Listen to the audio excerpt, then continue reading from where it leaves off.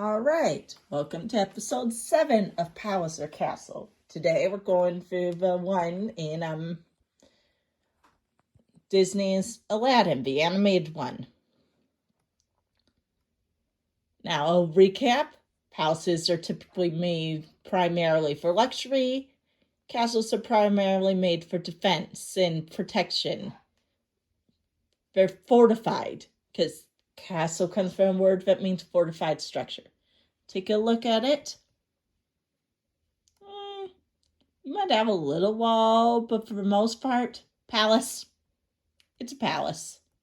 There's not really much there to keep guys out. You might have a few tall towers that are good for semi of a lookout, and maybe a small wall, but other than that, it's just made for showing off. It's made for being a nice place to live, for being comfortable and luxurious.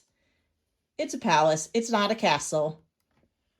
Okay, so there you have it. Jasmine lives in a palace. She does not live in a castle. It's not a castle. It's not a castle. It's a palace. Got all those grand stuff, but not very much for protection defense. You want to add anything, Elmo?